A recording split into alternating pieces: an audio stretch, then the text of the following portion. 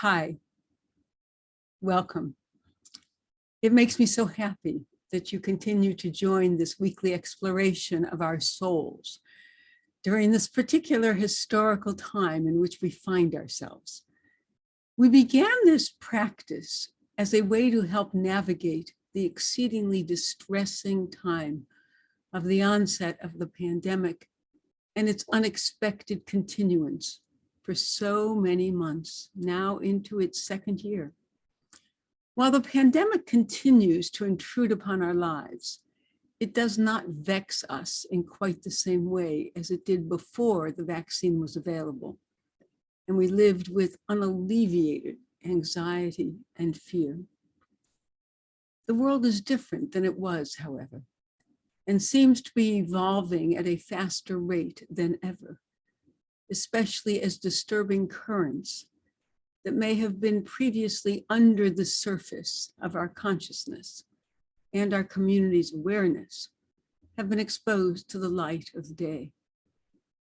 It is an unsettling, frequently disturbing time, which makes our few moments of reflection and breathing together each week an opportunity to literally catch our breath in the midst of a caring community of others who are doing the same. For me, it becomes a kind of mini retreat, a time to close off the outside world for just a few moments and attend to the world within. It is part of the mystery of meditation that even a few moments, ideally every day, can change our outlook, our attitude, our perceptions, and responses.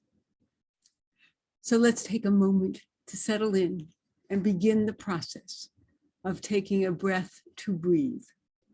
Let us find our comfortable places in a chair, on the floor, standing up, with some attentiveness, but simultaneously with a sense of ease. Not like we're at our desks ready to work, but we're in our chairs, where we will engage in a different kind of activity. Let's unclench all those held parts of our bodies, our jaws and ears and heads, necks, and shoulders and arms and wrists, even our hands, especially our hands that tend to hold on so tightly. Let us let go of the way we hold on to our insides, our tummies and our diaphragms, the place where the breath goes in and deep. Our legs, our ankles, our feet, our toes, sometimes holding on to the earth for dear life. Let us let go of all those things and close our eyes if that is our practice, or let them gently focus in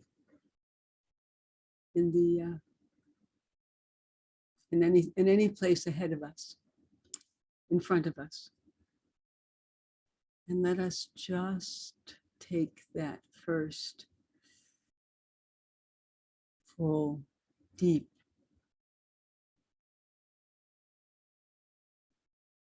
whole breath.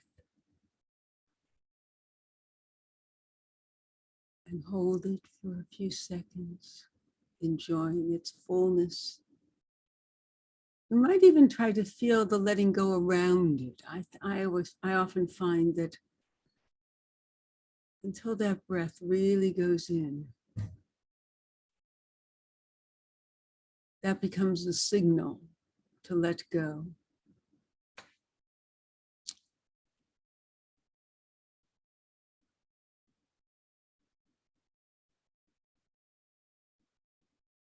And then let us let it out. Either quickly or slowly, whatever works.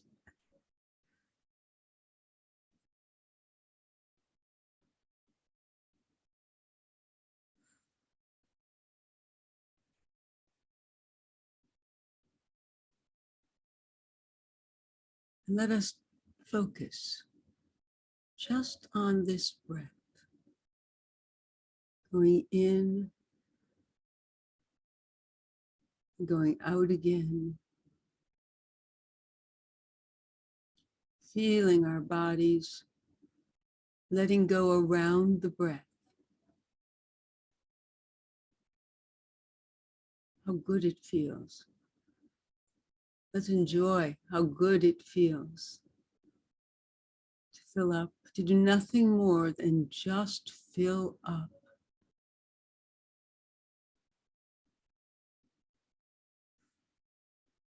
And then to let it go. There is some extraneous noise here where I am, actually at Temple.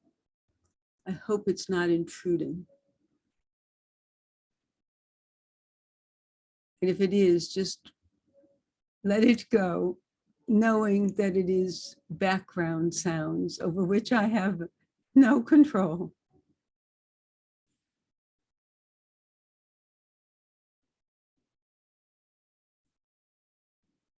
We have been traveling. We have been traveling. And how good it feels to be here, to be present right now, and to continue to go forward together.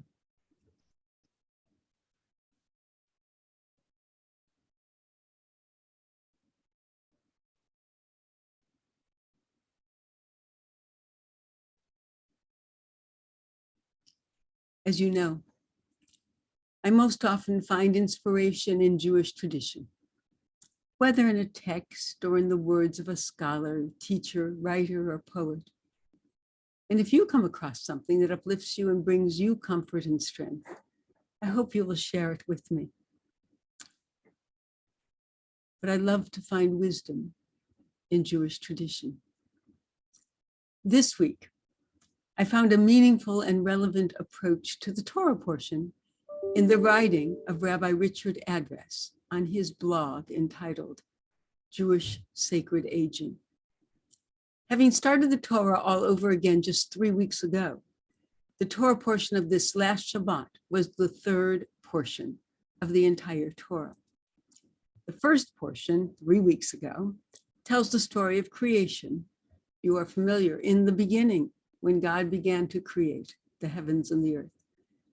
The second portion tells the story of Noah, the building of the ark, the 40 days of rain, and the destruction of everything on earth. It also includes the episode of the Tower of Babel. In this third portion, we are introduced to Abraham and Sarah. Rabbi Address writes, the high drama of Genesis continues this week. Lech Lecha, that's the name of the portion, offers us a variety of texts to consider. We meet Hagar and the birth of Ishmael and the seeds of conflict between Sarai and Hagar. We have Avram going to Egypt, perhaps in a foreshadowing of the future. We have the changing of names in which Avram becomes Abraham and Sarai becomes Sarah as a result of the Hebrew letter He, shorthand for God, becoming part of them and a covenant. But all of this, I suggest, is secondary to the very beginning of this portion and the famous passage from chapter 12, verse 1, as God commands Avram, go forth from your native land and from your father's house to the land I will show you. This verse has become part of the spiritual textual foundation of our faith. It is important because this is a text that reminds us that no matter what the chronological age we may have, we are never to be afraid of going forth into the future. In fact, the Torah tells us that Avram was 75 years old when we first meet him. And we meet him because God is telling him to leave his land, to leave his land, his father's house, and everything that is familiar to him. This is not a passive journey.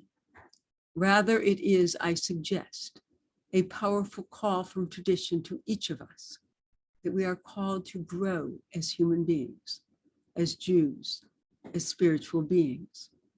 All of us move forward into a future every day, and we do not know what our tomorrow will bring. This verse echoes the Untitled prayer, the prayer that asks who will live and who will die, who by fire, who by water, etc., from the High Holy Days, in that it calls us to not fear the future, to not stand still, to be open to new possibilities and challenges, no matter what our age. This takes faith. It takes faith in ourselves. And that is why one of the classic commentaries on this verse is to remind us that the Hebrew can be understood as saying, go into yourself. In other words, the first two words of the portion, lech lecha, which are normally translated as go, really go, or go forth, which is what God is saying to Abraham, can be translated as go into yourself. So many of us are trapped by fear. This passage calls us to go forth, to have faith, and to not fear to live. In a new book by Richard Leader and David Shapiro, the authors explain, living the default life is living a life that's ultimately inauthentic and impersonal. It's living a life that isn't really of our own choosing. It's living a life that inevitably gives rise to questions like, where did all the time go? How did my life pass so quickly? And why did I squander my one precious opportunity for living? This portion is calling on us to not fear seeking and living our own authentic life as our authentic self. This portion and this verse provide us with a foundation for spiritual and personal growth. It is part of who we are as a people. It is a call to grow and live. If we but have the courage to see every tomorrow as a possibility and a blessing. I recognize that Rabbi Address leaves us in a fairly generalized place, but he reminds us of certain themes of our faith and of our meditations as we have tried to respond to the challenges of this past year and a half. Judaism, in the form of Abraham, comes into the world and into existence as a journey. And because of the Hebrew construction of the phrase that tells Abram to go, that journey has always meant both a spiritual adventure of discovery, as well as a physical movement from one place to another. The ability to embark on such a journey has always required faith. Faith in a future we cannot see and cannot predict. The extraordinary thing about Abraham is that he is willing to take off, to leave everything he knows and everything that is familiar to him behind, without knowing anything about where he is going. This is what marks him as a person of faith. He is willing to step into the future, an unknown future, because of his belief that he is not alone in the universe, that there is a divine presence that in some mysterious way helps us to make sense of that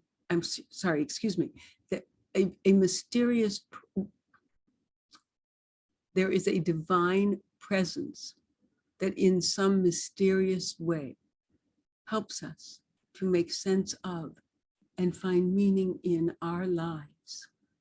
Without that faith, without that ability to envision an alternate reality, without knowing what that will be, Abraham would have never left his birthplace, Ur of the Chaldees.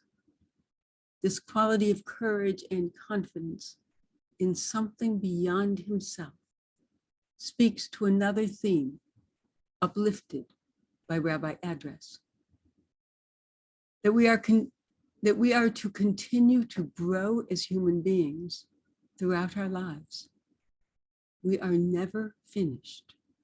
Not until we draw our final breath do we stop learning and growing and becoming, hopefully, constantly better versions of ourselves.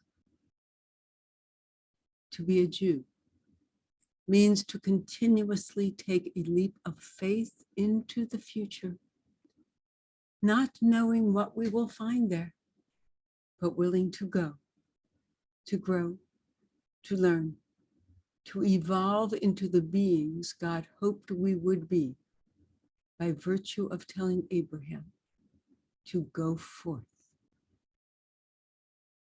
So let us return to our breathing, to our break to breathe, reaffirming our positions, retaking our positions,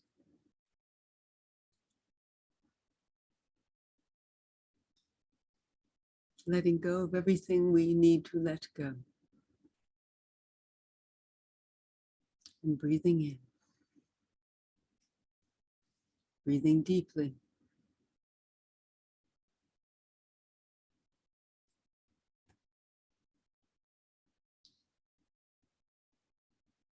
focusing just on these breaths going in and out.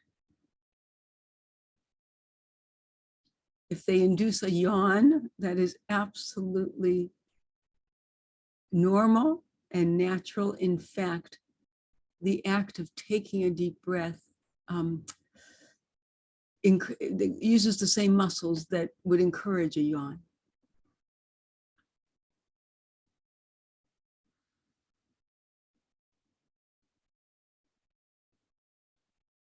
And it's another way of letting go.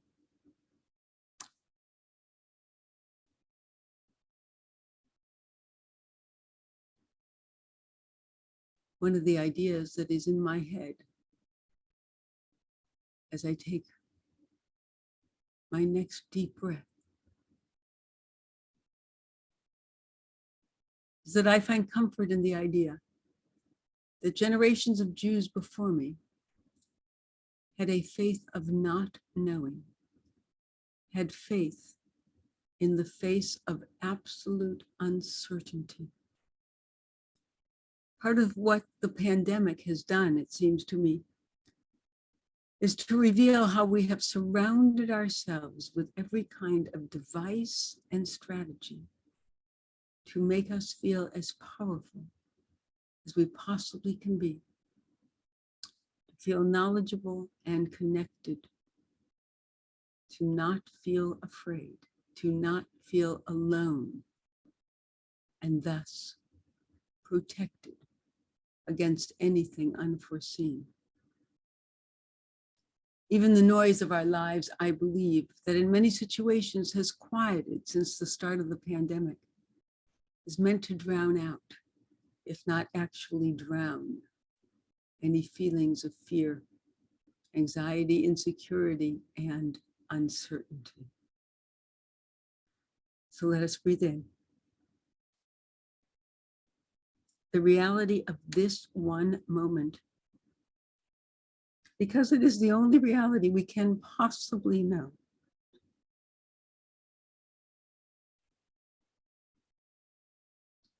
We knew the reality of 5 minutes ago, or 5 hours ago, or 5 days ago.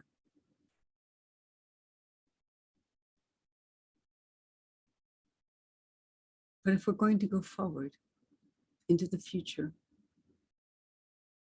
we cannot know anything beyond right now.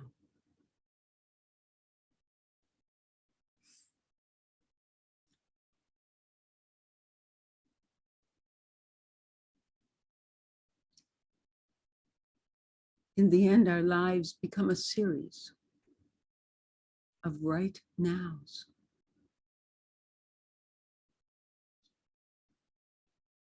But we can only know the now in the instant it happens.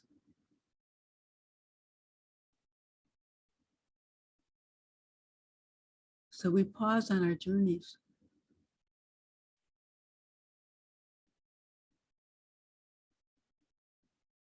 We look around us.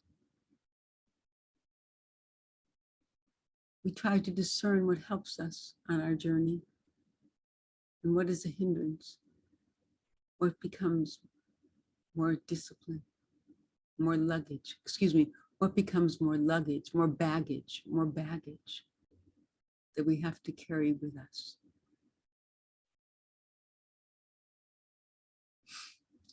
And in our imaginations, let us let those things go that hold us back. There is only right now, right here, breathing, connecting with a world that also breathes.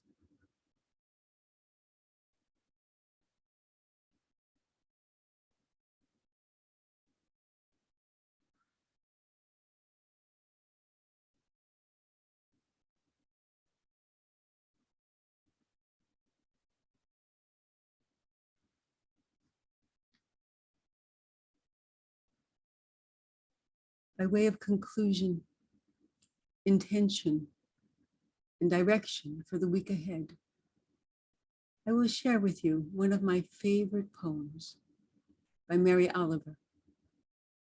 I am quite sure I have shared it with you before, but it is always worth repeating, and it is entitled The Journey.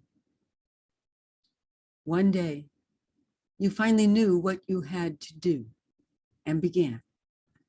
Though the voices around you kept shouting their bad advice, though the whole house began to tremble and you felt the old tug at your ankles. Mend my life, each voice cried. But you didn't stop. You knew what you had to do. Though the wind pried with its stiff fingers at the very foundations, though their melancholy was terrible, it was already late enough, and a wild night, and the road full of fallen branches and stones. But little by little, as you left their voice behind, the stars began to burn through the sheets of clouds, and there was a new voice, which you slowly recognized as your own, that kept you company as you strode deeper and deeper into the world, determined to do the only thing you could do, determined to save the only life that you could save.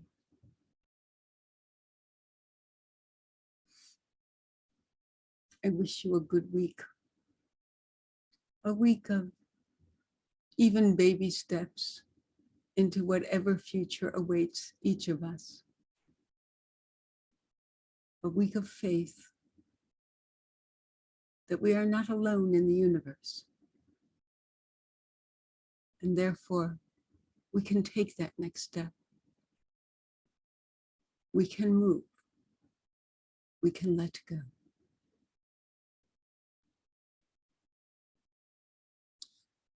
See you next time. God bless.